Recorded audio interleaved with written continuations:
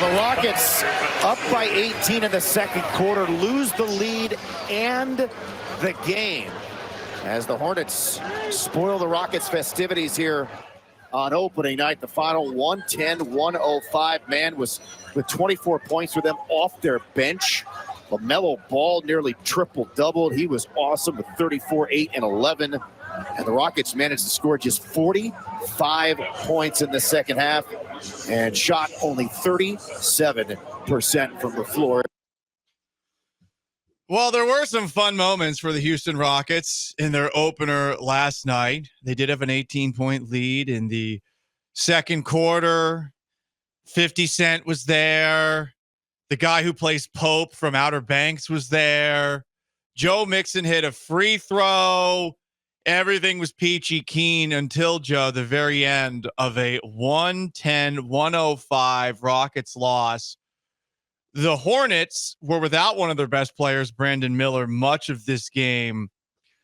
This was an ugly one, and there was a lot of hype about the Rockets going into this season. Definitely not as much as there's been with the Houston Texans, but I definitely got a same old Rockets feeling last night. Yeah, that was not a fun watch for most of the game. Even when they were up, it was kind of ugly basketball. Like the whole first quarter was not really crisp or clean throughout this one. This feels so weird in these headphones. I had to bring special headphones today because I left mine at home.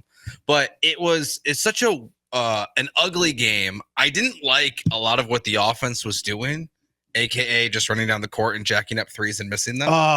They just kept doing it, Paul.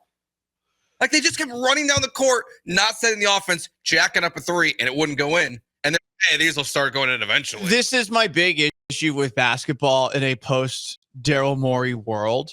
And on top of that, in a world where the Warriors were so good from outside and the Celtics currently are so good from outside. Everyone believes that if you have an open three-point shot, you should take it. And on a night where the Rockets shot 42 three-point attempts, only making, 31% of them? This is, I think, where you got to ask yourself if the philosophy of just putting up as many shots is a smart one to have when you don't have the same shooters as the teams that I mentioned before. Yeah, because even in the first half, and when Alpi was going early, they weren't really doing that as much. They get this big lead because the offense was really like feeding through Şengün pretty consistently. And he had some like Angel Reese style moments where he was just throwing up bad shots and getting his own rebounds and putting up more shots. The numbers, if you look after the game, the numbers for both Alperen Şengün and Jalen Green are such that you could say, you know what? These guys have figured out how to play together. Well, I think they scored the first 16 points for the Rockets. Yeah. I thought someone tweeted it out. Like Tillman Fertitta's getting, Sean said Tillman Fertitta's getting his money's worth because they had all of the points and everyone else was just bricking shots constantly. It's the first game of the season, but I think we all were just kind of hoping the offense would look a little bit more crisp in this first game. Yeah, a little bit of it was like just first game-iness from especially the first quarter where both teams were just like terrible. And then Şengün did have a double-double. What? Şengün did have a double-double in the first quarter. Again, because everyone was missing shots and he was the only one scoring. But I thought the second quarter was really like, oh, this is the stuff that when we talk about the Rockets before the season, we're like, this is the team. If they could be this team all the time, they can actually win like 50 games. But of course, they're not going to be that team all the time because their two of the three best players are 22 years old. So you're going to have some uneven performances, and that's really what you got. I liked a lot of what I saw. I'm not even kidding. I thought I even like Jalen Green was 5 for 15 from three. You look at all the Adam Spillane put out. Yeah, Adam Spillane. I wasn't sure who it was. Of all his 3-point attempts. Yeah, and you look at him and you're like, I mean, you just got to make them, dude. You just got to make them. But that's the problem. And that's where, for me, someone who hates it when a guy who's not a great 3-point shooter is chucking 15 up over the course of a game. Even if there's a stretch where he's making a lot, that stretch where in a minute and 30 seconds, he missed 4 straight threes. That to me is a guy who's getting high off his own supply. And I said it going into this year, he is going to feel like he can shoot a bunch. We actually have some highlights of some of Jalen Green's shots. And you know what? You're probably going to think this doesn't sound like a basketball game. Nope, this was Jalen Green from outside. Let it rain! Rain dance! Let it rain! Let it rain! Iceman! What is that from? That is Philip Seymour Hoffman's greatest role in Along Came Polly. Okay, He should have won an Oscar for that, for Best Supporting Actor. It's been so long since I've seen that. I couldn't remember it. He's so funny in that movie. It is ridiculous. And that scene in particular, Ben Stiller and Philip Seymour Hoffman playing basketball, an all-timer. Look it up on YouTube if you've never seen it before. Look, he's 5 of 15. He is taking shots that were good shots, I guess, if you're a great three-point shooter. But he's not a great three-point shooter, and this is where the problem lies. I want his three-point percentage to go up. I do not want a guy shooting it 15 times and making only 5. To me, okay, let's do some sort of conversion here. How many missed three-point shots are a turnover? What's the equation here? How many missed three-point shots to a turnover? Three missed shots is 1 turnover or something like that? To me, a missed three-point shot is like a turnover. Well, especially the way they were playing, because the fact that they're just running down, they're taking the first 3 while their teammates are still trailing them.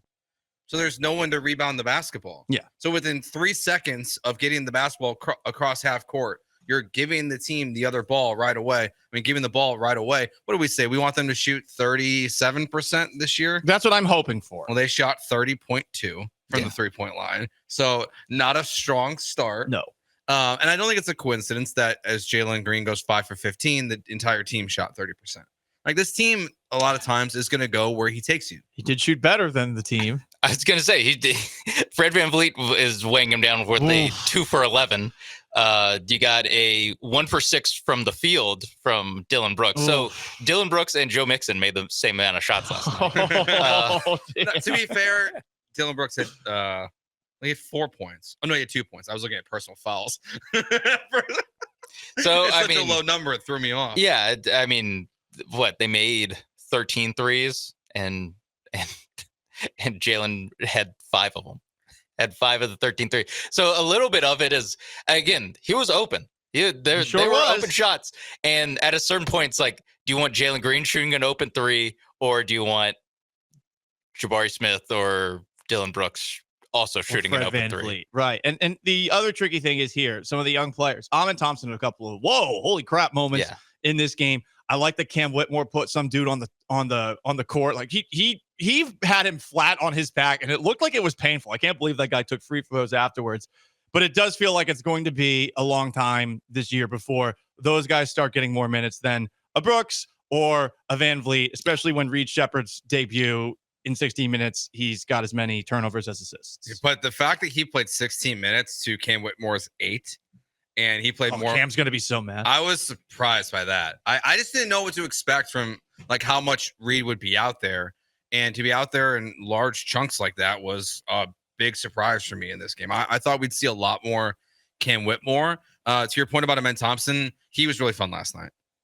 Yeah, I'm excited about him. That's really the one thing I come away from this game being, is this guy's coming off the bench. He's very young, and he's got a lot to work with. Yeah, the 2 missed free throws were tough. Like, that's kind of when, like, the game was like, the fourth quarter was hard. This is gonna be one of those games where and you knew it was coming. I mean, it really did feel same old Marcus. You're thinking to yourself, oh, they're gonna blow this. Well, and with the way Craig Ackerman's talking about it and Ryan Hollins on the call, there's this nervous energy to them, and I'm just thinking, damn. Well, I didn't watch it live last night. I watched it this morning. Okay. So I knew the final score. So when they were up 14 with 6.5 minutes left in the third quarter, I was so confused. Yeah. I was like, what is about to happen in front of me, knowing the end result and having such a massive lead halfway into the third quarter? Yeah, and some of this is just like modern basketball. With the 3-pointers and stuff, where it's just a 15-point lead in the fourth quarter. It's just like, that's not that big of a lead, guys. Like, you can't get too comfortable with that kind of lead. And I think the Rockets were just sloppy, and none of their players could make shots. Ryan Lost in Texas suggests on our Twitch, every missed 3-pointer is 0.75 turnovers. That's probably a little bit too much. Yeah, because there is, I mean, even if you do shoot it and there's a 30% chance it's 3 points, if you turn the ball over, there's 0% chance of points. So there is like some level of, you can probably put up like 10 of them or 5 maybe. I feel 7. I mean, it depends on the person. Like Amin Thompson was 1 for 2 from threes, but he also had one where he was wide open and he just passed it back to Reed Shepherd. He's like, he like looked at it and was like, and which is like, when you're not a good shooter, like that's what happens. And Amin Thompson is right now not a good shooter. I think 3 missed 3-point shots is 1 turnover. I will accept that. So a 3-to-1 ratio here. So I'm gonna start adding this in. Wait, so you can wait. So if you go 7 for 10, that's the same as having a turnover. Yep. Being 7 for That's 7 one with a turnover. That's Yep. 1 turnover. Yeah. Okay. I'm not subtracting the missed shots. This is an additional statistic. Okay. Because there's too many threes being shot. Look, you're not good enough to shoot it 42 times from outside. You're just not. Fred VanVleet in particular. Whoa. I get it. Oh, I'm a veteran. Whatever, dude. Stop. I mean, watching the game last night, I'm like, how long did Fred and Dylan have to be here? Everyone was mad at VanVleet. I still like Dylan Brooks being out there. There was a moment where he was in the corner. I thought he was going to sack a guy while he was going out of bounds. He probably thought about it. He didn't. I like Dylan the Villain.